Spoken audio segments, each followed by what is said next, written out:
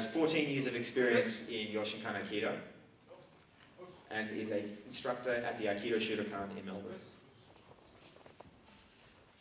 Sensei Hani Isac's tonight include Tim Bobak, with 10 weeks experience. He's one of the dojo sei, or living students, also known as Uchideshi. And Tim is taking uke for Sensei Hani at the moment.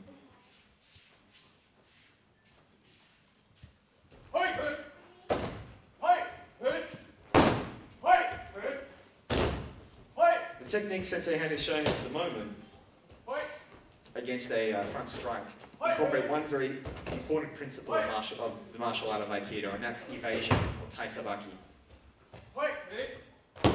Whereas in the, say for instance, the martial sport of boxing, Western boxing, the idea is to try and dodge many punches, but at the same time you take a few. In Aikido, the idea is to try and avoid as many as you can, but realistically there should be one that you avoid, and then you can counter with one technique. And if all goes according to plan, hopefully, that one technique will be enough to resolve the situation. I should actually correct myself. When I say going according to plan, some of the demonstrations you'll see tonight are choreographed from start to finish. But one such as this are choreographed only to the extent that the form of the attack is decided and agreed between the shite, the person doing the technique, and the uke, the person receiving the technique.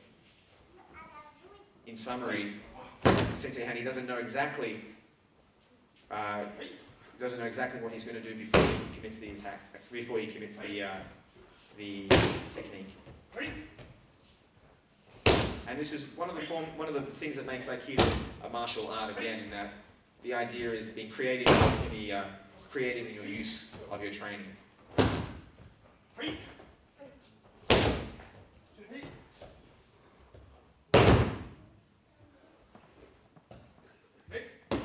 Some very strong throws and some very hard falls there.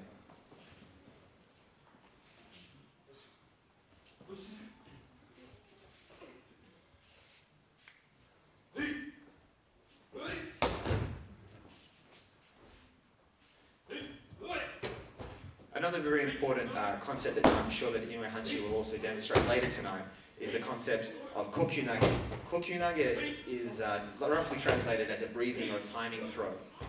The concept of kokyu is in many other older Japanese martial arts, and it could also be translated or explained as a form of subtle reaction to someone grabbing or attacking you, whereby your very small movement can create a very big result.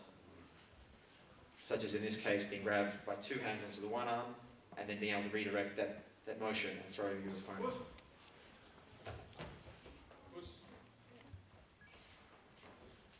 And here's yet another demonstration of this principle.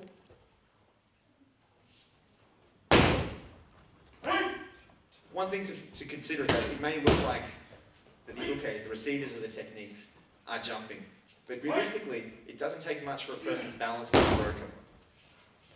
When you think about it, the human body has a lot of weight at the very top, maybe the head, the upper body, carries a lot of weight on top of the hips. By making subtle movements and redirecting their directed force, you're able to throw them effectively.